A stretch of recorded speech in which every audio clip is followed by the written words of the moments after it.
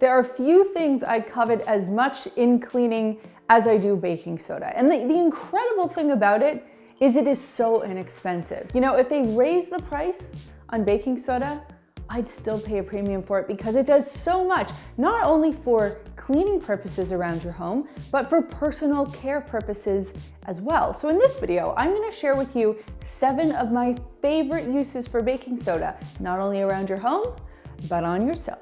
And just a quick reminder, if you haven't done so already, to subscribe to the Clean My Space channel. Remember to turn on the notification bell so you always know when one of our videos have come out.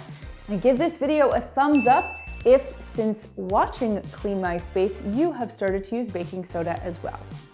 Baking soda serves 3 main purposes in cleaning. The first is it's an abrasive. The second is it's a deodorizer. And finally, it's a brightener. So you can see how it already has so many different applications. Going back to the first application, let's talk about how baking soda can make your sink sparkle, no joke, like a diamond. If you ever go into someone's house and you see that they have an absolutely perfect sink and you wonder what their secret is, let me just blow it for you. The secret's baking soda. Because it has the ability to provide a mild abrasion, which means it can scrape dirt off a surface, even dirt that's very fine and hard to see, it leaves nothing behind on that stainless steel, so that when you rinse it clean, all you have is a beautiful, clean shine and polish. So here's what you have to do. Sprinkle a little bit of baking soda into your dirty sink.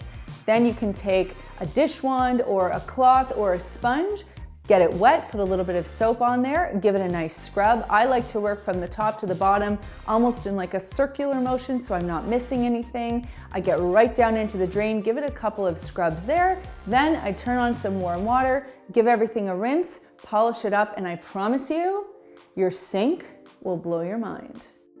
Using baking soda around the house, you can pick up a box like this. It costs about $2, and this is perfectly fine. But if you're using baking soda on your body, I would strongly encourage you to find the aluminum-free version of baking soda. You can find this at your local health food store or in the organic section at your grocery store. Now, this bag was about $5. It's about 454 grams. You might be thinking that's a lot for a little, but this bag will last for such a long time. And here's the way I do it. I have this jar. This is an upcycled spice jar. I just keep this on my bathroom counter. I fill it up with baking soda, and then when it runs out, I refill it. Now, in this case, I want to talk about using baking soda as an underarm deodorant. You might be incredulous, you might think that's gross, but I'm gonna challenge you. If you don't believe me, go out and try this yourself for a week. You will be so impressed with how well this deals with odors. I mean, I've told people to do this, and I know because I've used it myself for years. Not only do I save a ton of money, but it is so efficient that people who I've told about, and I know this for myself, say that it lasts for up to 24 hours. So what you do is you portion out a little bit, like maybe about that much. What's that, a quarter teaspoon? Let's say it's a quarter teaspoon. Then I even it out in my hands like this, and I do this as soon as I'm out of the shower, and you just lift up your arm, kind of pat it under. You'll see a little bit of fallout, but hey, a little bit of baking soda never hurt anybody. And then you just let it kind of fall off and go about your day. It takes seconds to apply. It doesn't turn the underarms of your shirt yellow. And the most impressive thing is how it fights odors. Now, if you're curious about perspiration, it doesn't actually prevent sweating, but as we all know, our body actually needs to do that. We just don't want it to smell like anything. We've talked about abrasion, we talked about deodorizing. Now let's talk about brightening. Baking soda is fantastic as a laundry brightener. So what does this mean? It helps bring out the bright colors in your clothing. So whenever you're doing a load of whites or colors, you can throw in a half to a quarter cup, so a half cup to a quarter cup of baking soda directly in the drum if you have a front load or top load. And what that will do is it'll just help bring out the colors in your laundry. Now, the other thing that it does as a side benefit is it helps deodorize. So if you have a particularly smelly load of laundry, you can throw the same amount in, and you'll see your stuff will come out and it will smell nice and fresh. It won't smell like anything perhaps aside from the detergent, but what the baking soda does is it helps to neutralize those odors. One of the things that so many of you love the Clean My Space channel for is effective DIY recipes, and this has to be one of my favorites. It's an all-purpose scrub that I love using in the bathroom. You can also use it in the kitchen or anywhere where there's a particular amount of buildup, greasiness, griminess, soap scum. This works like a charm. This essentially replaces what you would call a cream or a powdered cleanser. So here we go. You're gonna take a container and you're gonna make up the amount of product that you need on demand. So you're not making a bulk amount of it ahead of time. You're only mixing up how much you need. So what you'll do is you're gonna mix equal parts dish soap and baking soda into a bowl. You can add a little bit of water to it, a few drops here and there, and keep stirring it until you get it to a pudding-like consistency.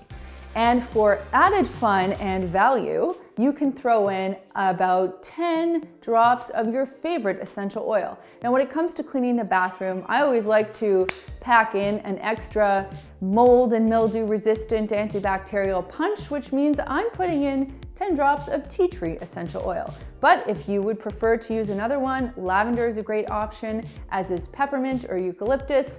Have fun with it, be creative. The point is, it's an incredibly effective scrub, it's easy to make, and it's very inexpensive. Now, once you have this made up, you'll take your dampened sponge, you'll apply it to whatever surface you need cleaned using the S pattern. You want your sponge to be really, really wet. Then you're just gonna let that sit for a few minutes. As we know, pre-treating does all the work for you. And when you're ready, you'll go back, flip your sponge over to the scrubby side, scrub it on down with the S pattern, give it a nice rinse, polish it dry. You've cleaned like a pro for pennies. You might notice that when you pick up produce, it has a lot of coating or waxiness on it. That, of course, is pesticides and other things that are on there to preserve and protect the produce. But for produce where we are consuming the skin, it is especially important to make sure that we are cleaning that off, not only to get rid of the pesticides and coatings, but also, of course, we want to just make sure we're getting rid of any dirt or other unmentionables that might be existing on the surface of our produce before we eat it. So a really easy and simple and inexpensive way to do this is to take your produce. Now, of course, you can do this a couple different ways, so I'll walk you through it, but a really simple way is just to take your produce, sprinkle a little bit of baking soda on it, splash it with a bit of water, and kind of give your produce like a little massage. I'm kind of just rubbing it around in my palms and then giving it a rinse. It's one extra step that you have to do. You kind of create like a little paste with the baking soda, but when you rinse it off, you'll hear like kind of a squeak when you rub your finger against the skin because it's just so clean and it's free of all that stuff. Now, if you have a lot of things, or if you're doing something like grapes or berries, you can do this instead. You can take, let's say, a tablespoon of baking soda, add it to a bowl filled with water, mix it around and throw your produce in there. And then kind of give it a swirl, either with your hand or a spoon, and just run it through your fingers, let it sit for a little while, and then strain it out and give it a rinse. And you'll see the same thing happens. Your produce comes out much cleaner. If, when you open your dishwasher, you notice that it hits you with a bit of an odor, there are a few things that you need to think about. First of all, does your filter need to be cleaned? But second of all, I would also encourage you just to leave your dishwasher door, my dishwasher's right here in case you can't see it, you probably can't, slightly ajar. Did you hear that? It needs some oiling. But if you leave the door slightly open, it'll help to let those odors circulate. But let's say you haven't done either of those, you open your dishwasher and it just kind of reeks. Well, here's what you can do. Take a cup of baking soda and just toss it at the bottom of the dishwasher. Nothing fancy. Your dishwasher should be empty though, and just let that sit even for up to 24 hours if you can manage it given the flow of dishes in your home.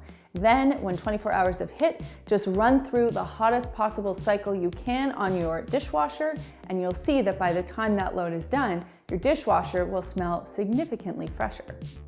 I think I read about this tip probably close to 15 years ago in like 17 or Cosmo, like one of those girly magazines. I read about this tip. I'm like, let's just even see if this works. And it did, so I've been doing it ever since.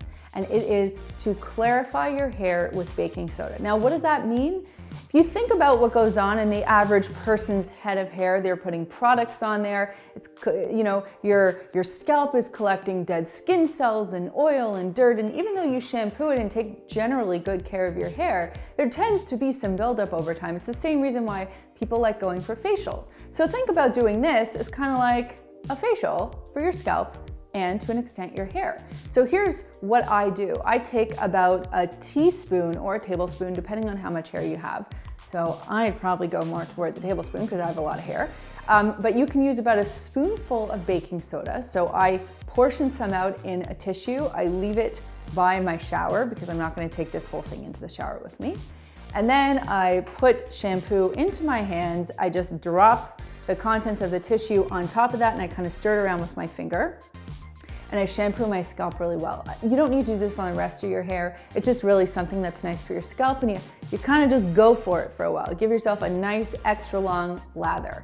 When you rinse it out and you come out of the shower and you condition and whatever else you do, but when you come out and your hair dries, your scalp will feel so much cleaner, so much less dirty, greasy, heavy. Like, you know, you just get that buildup feeling after a while. It just feels so good. So if you're someone who uses a lot of product, or you feel like you work in an environment where your hair and your scalp gets quite a bit dirtier or greasier than average, I think you will love this. Now, the one caveat is if you color your hair, you just want to check with your colorist and make sure that the baking soda will not affect your dye job. We've learned a lot today about baking soda. We've learned that it is an abrasive, a deodorizer, and a brightener. There are so many incredible uses for it, both around your house and on your bod. And that brings me to this week's comment question, which is, what is your absolute all-time favorite use for baking soda? Don't just tell me it's another box sitting on the shelf at the grocery store. That stuff is magic, and I want to know how you use it. So let me know in the comments down below. If you want to see what we're up to during the rest of the week, you can follow along on Instagram. I'm at Melissa Maker, Chad